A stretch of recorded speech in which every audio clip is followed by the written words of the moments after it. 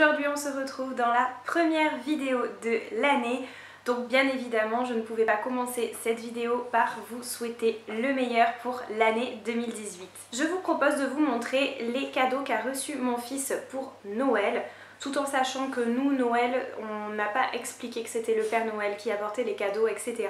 Ça peut également être des idées cadeaux que l'on peut offrir pour les anniversaires et non pas seulement pour Noël. Le premier cadeau qu'il a reçu, c'est quelque chose d'assez classique, c'est pour ça que je commence par ça. C'est un petit personnage, donc lui il adore la Patte Patrouille.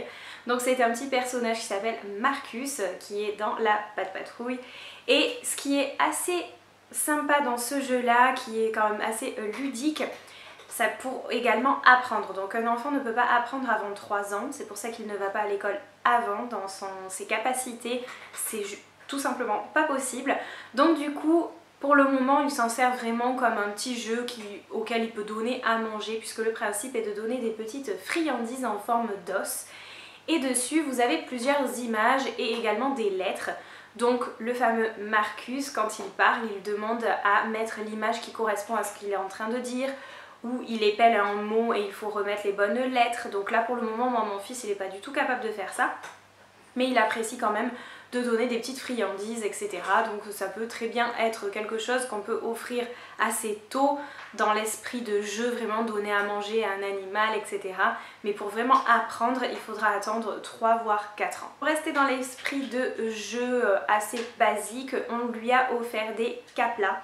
Donc si vous ne connaissez pas, alors c'est pas la marque Capla, j'appelle ça quand même les Capla. Ce sont des petits morceaux de bois que l'on empile pour un intérêt de construction, pour que l'enfant puisse construire et laisser place à son imaginaire et à sa créativité. Donc c'est pour ça qu'on lui a offert ça. Et puis c'est vrai que ça amène de la manipulation, de pouvoir prendre les petits morceaux de bois, les mettre les uns sur les autres, ou faire, nous en ce moment ce qu'il adore faire c'est des petits garages pour ses voitures.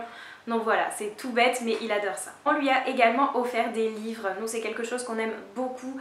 Moi tout particulièrement j'aime beaucoup lire, donc c'est quelque chose que j'ai envie de transmettre à mon enfant. Ça lui permet d'acquérir de plus en plus de vocabulaire étant donné qu'il parle déjà beaucoup, il a acquis beaucoup de mots.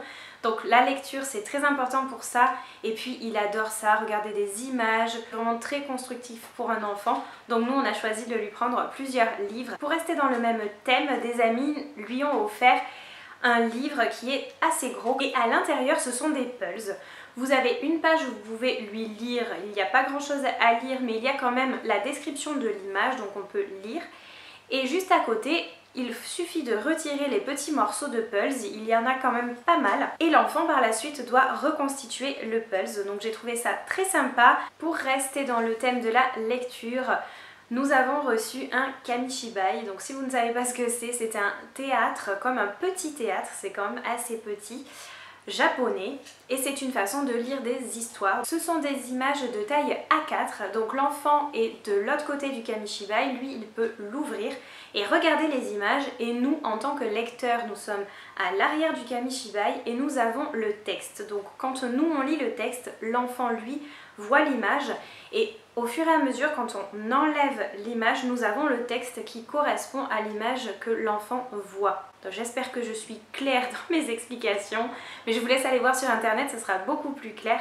Et moi c'est vrai que je trouvais ça très intéressant, une façon de lire que notre fils a beaucoup apprécié. Le kamishibai que je vous présente là vient de chez Nature et Découverte, donc c'est quelque chose qui est assez facile à retrouver, et à l'intérieur il y a 2 histoires, celui du petit chaperon rouge et de Boucle d'or. Ensuite j'avais demandé des activités Montessori, puisque en ce moment je m'intéresse énormément à cette pédagogie de Maria Montessori qui est très intéressante je trouve. La première qui est le nichoir, donc c'est vous allez voir sur les images ça sera beaucoup plus clair, ça s'appelle le nichoir. À l'intérieur vous avez plusieurs couleurs et plusieurs formes que l'enfant doit prendre avec des pinces et les mettre au bon endroit, et ça apprend vraiment la dextérité de l'enfant au niveau de la manipulation, pouvoir prendre la pince, prendre l'objet et le mettre à l'intérieur, donc vraiment de la concentration, de la patience. Et le deuxième c'était le tri de perles, donc c'est pareil, ce sont des petites cases avec plusieurs perles de couleurs différentes, de formes différentes,